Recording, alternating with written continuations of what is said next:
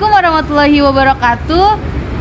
Selamat datang di acara Podcast yaitu Podcast Mahasiswa. Jadi di sini saya sebagai moderator, saya Nurmalisa Yasmin sebagai moderator. Di sebelah saya ada narasumber saya yang sangat oke banget, yaitu ada Muhammad Fajar Seviantoro. Dan sebelahnya ada saya Hasbi Wisnu Firmansyah. Podcast kali ini kita akan membahas seputar kehidupan mahasiswa di lingkungan sekitar kampus. Ya tepatnya di dalam kampus sih. Sini saya mau tanya, pertama itu saya mau tanya mengenai bagaimana kegiatan sehari-hari ya, sebagai Anda kan sebagai mahasiswa ya, kehidupan sehari-harinya itu bagaimana di dalam kampus maupun di luar kampus. Nah, terima kasih atas pertanyaannya. Mungkin kita bisa membagi menjadi dua kategori mahasiswa ya Mbak Nurmalisa.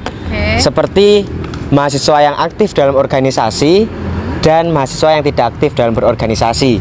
Nah, di sini saya akan menyinggung tentang apa aja sih kegiatan yang ada bagi mahasiswa yang tidak berorganisasi.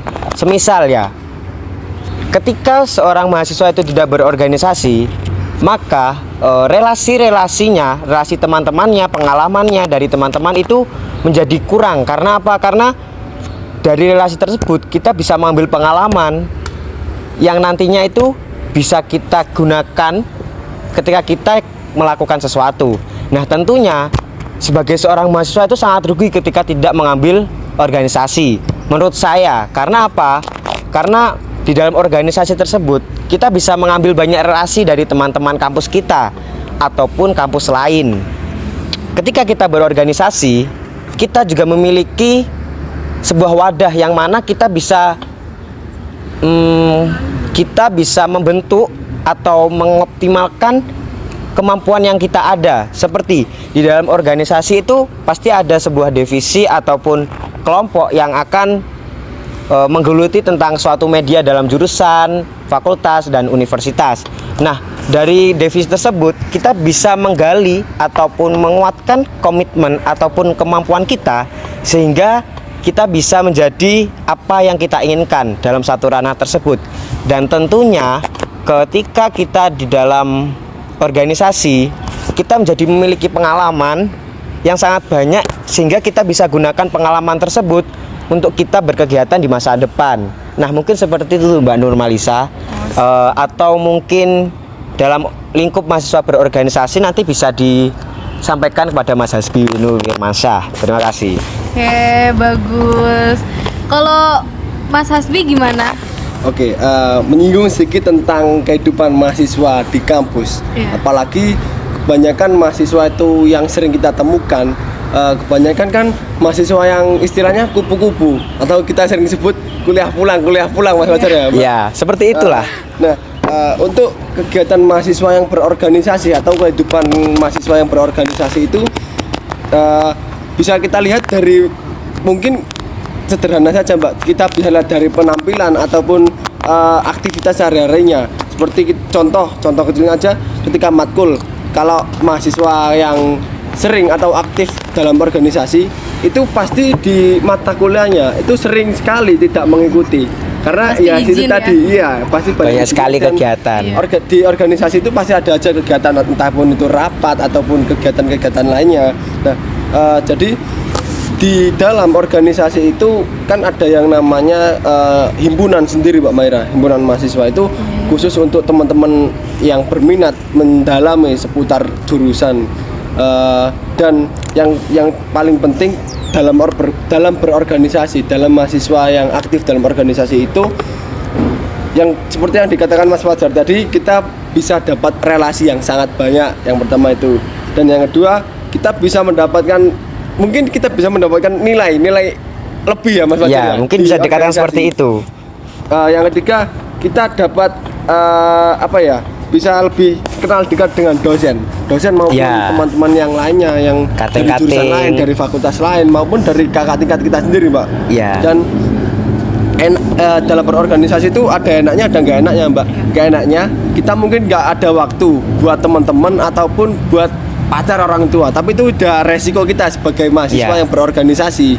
Enaknya ya kita itu tadi dapat relasi banyak, mungkin kita bisa dapat nilai tambahan, nilai plus itu dari Mas Fajar. Iya.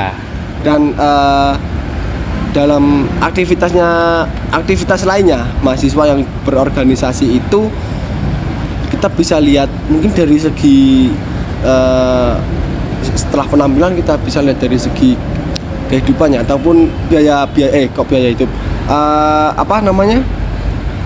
seputar kayak kehidupan di luar kampus. Iya, kehidupan di luar kampus. Ya, contohnya ngekos itu kadang kalau mahasiswa organisasi itu wah bener-bener kosnya gak teraturan sekali, gak Iya, teraturan sekali. sangat bisa dibilang rancu maksudnya. Iya. Rancu atau enggak beraturan. Karena Dan- sampai terlalu sibuknya. Saking nggak kepegang ya. iya. Iya. Kita kadang organisasi itu berangkatnya nggak kelihatan orang, pulang juga Gak kelihatan orang sampai sibuknya itu. Dan mungkin teman-teman yang lain bisa menyebut kita sebagai si paling organisasi. Iya. Si Dengan paling- kata-kata yang bahasanya tren. kan si Bahasanya si paling Mbak Maira, organisasi. Mbak Maira, Mbak Ica. Mungkin itu sih sedikit dari kehidupan mahasiswa berorganisasi, Mbak Ica. Kalau membahas organisasi ya, pastikan bisa lebih pede kan pastinya ya. Benar, Lebih benar. pede, Ya. terus lebih ya tertata lah gitu. Biasanya tuh kan kayak lebih berani untuk tampil di depan ya. Benar. di Ya, depan bisa seperti panggung. itu. Iya. Jadi gini, ada nggak sih tips untuk para mahasiswa-mahasiswa yang lain supaya bisa lebih berani, lebih pede untuk di depan publik gitu? Kalau tips and triknya Mbak Iya. Mbak Ica ya.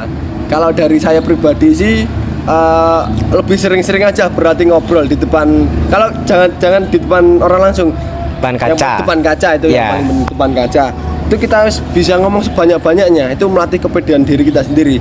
Atau enggak kita belajar ngomong di depan teman-teman lainnya. Entah itu membahas apapun yang pokoknya di depan kaca itu tadi yang paling penting itu melatih kepedean diri kita sendiri. Iya. Yang kedua di depan orang.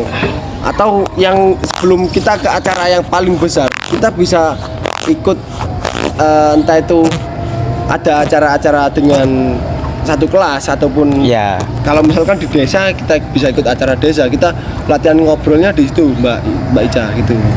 Kalau dari Mas Fajar gimana? Saya juga izin menambahkan dari jawaban dari Mas Habib itu semuanya benar. Cuma dari kalau kita sebagai mahasiswa ketika kita disuruh untuk berspeak up di depan umum, mungkin nggak mungkin sih banyak atau semuanya ketika orang ditunjuk untuk speak up di public speaking ataupun di mahasiswa yang banyak itu grogi itu pasti ada. Nah, Pasti. bagaimana sih caranya? Ya kita seling melatih mental kita dengan cara kita berbicara di depan kaca. Namun ada satu hal lagi yang perlu diperhatikan. Mungkin dari segi mindset kita, bagaimana kita bisa melatih mental kita agar tertata di depan umum. Mungkin seperti itu. Seperti mungkin kalau si A itu bisa berspeak up yang baik, bagaimana saya tidak? Bagaimana dengan saya yang tidak? Nah, mungkin dari seperti itu juga. Dan perbanyaklah kosakata ketika kita berspeak up. Mungkin ketika kita berspeak up itu, misalkan ini handphone ya, HP. Ini HP itu kita pikir terlebih dahulu apa aja yang ada di HP, apa aja yang menyangkut dengan HP. Mungkin kita bisa simpulkan dan kita bisa utarakan. Itu juga menjadi salah satu bagaimana kita agar lebih pandai dalam berpublic speaking di depan umum. Mungkin dari saya ada sedikit tambahan Mbak Ica.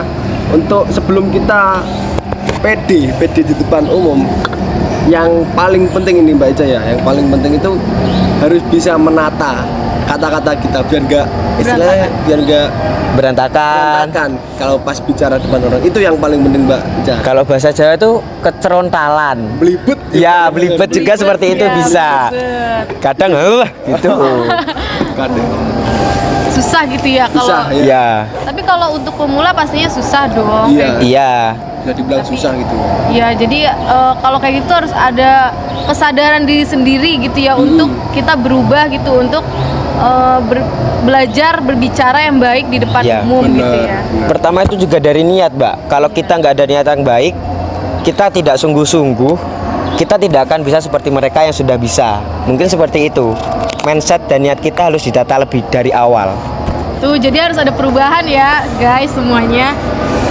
Satu lagi nih ya, kalau mahasiswa pasti ada itu, boleh nggak sih cerita sedikit mengenai kayak problematika di kehidupan mahasiswa? Itu pasti menarik sih.